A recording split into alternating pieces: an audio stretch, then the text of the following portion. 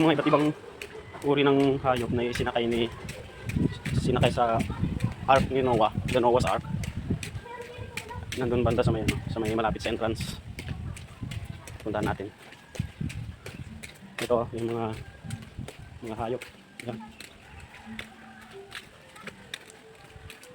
Mga ibang uri ng hayop na sinakay sa Ark ni Noah.